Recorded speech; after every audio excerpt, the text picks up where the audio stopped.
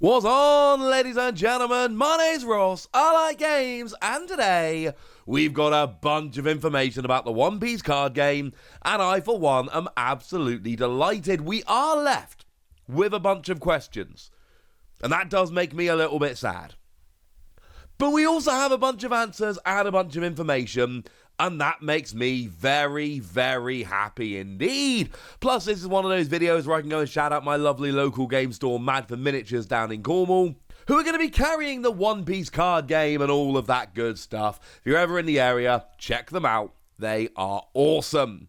Now, there's a bunch of information that they have given us, including, well, release date and prices. Now, this is very, very important. I am not guaranteeing anything here because this is essentially stores sharing what they're allowed to share. You can see that the release date is going to be December. That's all we know. Now, to be fair, I told you it was going to be November or December. It kind of had to be because you catch the Christmas rush. I'd imagine it's going to be earlier in December rather than later. Because essentially, if the stores are allowed to be giving a proper release date, they would be giving a full release date. The fact that they're not tells us honestly quite a lot. So there we go.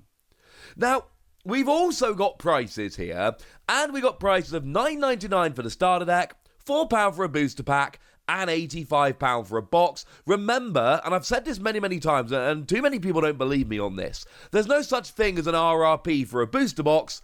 It's just 24 packs at £4 a booster. So the RRP for a booster box is actually 24 times 4, which is 96. So obviously Mad for Miniatures here is giving a little bit of a discount on buying a booster box, as a lot of stores do, but are under no obligation to. That is very important. Now, I have heard from some stores that the RRP is actually £4.19 a pack, and that would actually track a little bit, because the most recent Digimon TCG set, we have actually seen an increase in price, which is a little bit sad, but we can see, for instance, BT8, which is, well, kind of out-ish, has got an RRP of £4.19 per pack, which is sad, but obviously costs are going up across the board. This is pretty standard. Interesting to note that the set after that, which is your extra set, Digital Hazard, is only $3.99 a pack, but it is worth pointing out that, these things change, all right? It's an extra set, not a main set, so it is absolutely possible that the extra sets are going to be a little bit cheaper for a little while, and that the main sets are $4.20. I don't know is the honest answer. I am giving you, the best information I can give you. I'm giving you the most up-to-date information we've got, and we will have to roll from there. Sorry about that. So, it looks like that's what we're paying, and one of the reasons I'm comparing this to Digimon is because Digimon, it seems crazy similar. Like, everything we're seeing, and I've told you this in a bunch of videos so far, everything we're seeing about One Piece tells us that it is going to be following the Digimon model. And we've got more proof in this video, incidentally, that we'll get to in a moment. The fact that they're doing a pre-release before the actual release of the game as a whole, the fact that they are doing the numbering like they are, and the fact that we got the prices like they are, even the set breakdown and rarities like they are, etc, etc, etc. It really does seem to be like they're following the Digimon model.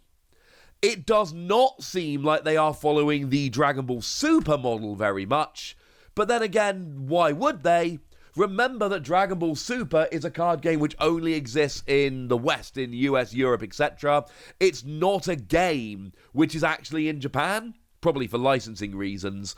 So we would expect a game like One Piece that is in Japan and here to function more like Digimon, which is in Japan and here, than Dragon Ball, which is run completely over here. So that shouldn't really be terribly surprising to anybody. That should make sense. So, that's kind of cool. But what is really kind of cool is that it looks like we're getting a promo pack. You see, I went onto their Twitter, I'm following it quite closely, and one of the things we saw on their Twitter was that they are running a series of events, shall we say. There are a bunch of events being run for the Digimon TCG, and we're told they're held at 100 stores nationwide from Saturday, June the 18th. A promotion pack will be distributed to participants. Yeah. And there is an advanced application lottery system. If it's too popular, you're going to have to enter by lottery.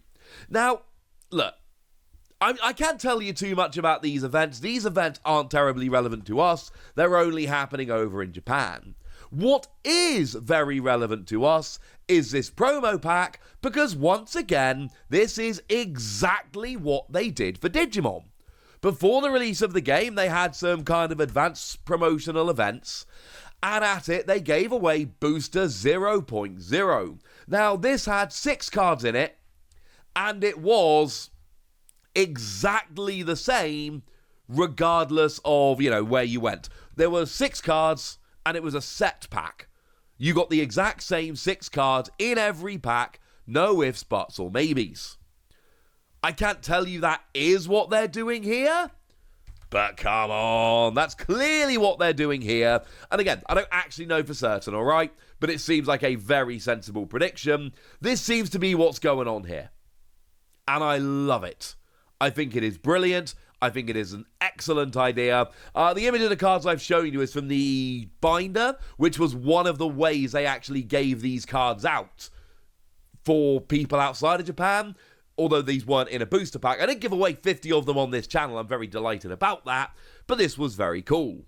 The thing to remember is, although we don't know what's in this promo pack, we can say with a fair degree of certainty that Bandai are going to make sure we get this. Because we got Booster 0.0 over and over and over again. We got it just as Booster 0.0. I mean, I got a couple of these when they were actually being given out by local game stores when you went and bought the first set. But they also appeared in these binders, and they also appeared, same cards, but in a clear booster pack, not in a normal booster pack, on the cover of an issue of Tabletop Gaming. They gave these cards out over and over again. And oh look, it's happening again. Because if I go back to the lovely Mad for Miniatures and I have a look at their listing for the Super Pre-Release, and bearing in mind, when shops are giving us the information for the Super Pre-Release, what they're doing is just giving us the information that Bandai gave them. What we can see is Super Pre-Release price set contains promo card times 8, promotion pack 0 times 8, play sheet times 8, winner's card silver foil version times 1. Yes! Brilliant! Absolutely brilliant. Because what this is telling us is that there is a promotion pack 0, which, gee whiz, does sound an awful lot like Digimon promotion pack version 0.0. Just putting it out there, they're named like the same. And they are being given out at the Super Pre-Release. Now, when it says 8 here, essentially what's happening is that stores are buying these in sets of 8. So essentially, everyone that goes along and buys one of those Super Pre-Release starter decks, and do remember the way I've told you it works, these Super Pre-Release starter decks do have a leader. They're limited edition that can only be gotten at the Super Pre-Release. They have an alternate art leader, and they have a foil first edition stamp on that leader, which seems incredibly cool. No, they're not going to be sold by online sellers. We talked about that a little bit. We might talk about that more in the coming weeks. My point is, this is brilliant. There is going to be a Booster 0.0. It's being given out at these events over in Japan, and it's being given out at the Super Pre-Release over here. Now, there is also a promo card. Can't even guess what that is. There wasn't an equivalent. With Digimon, what they did was they were just giving out the promotional pack 0. We don't know what the promo card is, but we do know there's 8 of them, so everybody gets one. The play sheet is probably going to be some kind of... It's probably going to be a little paper playmat, one would imagine. And there's 8, so everybody gets one. And then there's a silver foil version winner's card where only 1 is being given out. It is important to note, if we look at Digimon, for instance, there are a whole bunch of promo cards which are just, you get the promo and then you get the same card, but it's got a foil background. I can't tell you that is what's going to be happening because, again, we don't know. But this is another one of those where it is overwhelmingly likely that it's just one of the promo cards from Booster 0.0, but with a fancy silver background rather than the usual one.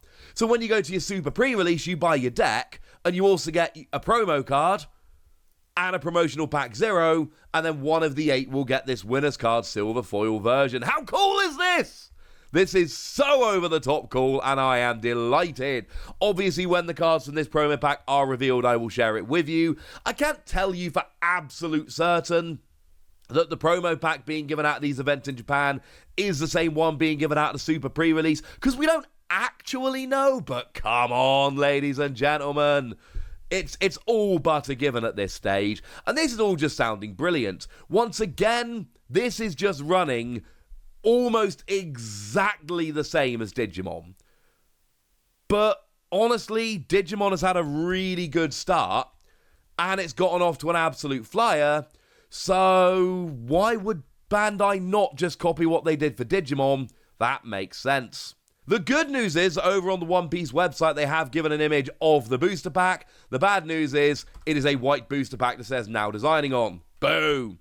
And as one fun little note, Google Translate's given us an absolute gem here. There is a note when you're applying to enter these tournaments in Japan that literally says, only winners can participate in this event. Also, please note that even the winners cannot change the venue or schedule. I love it.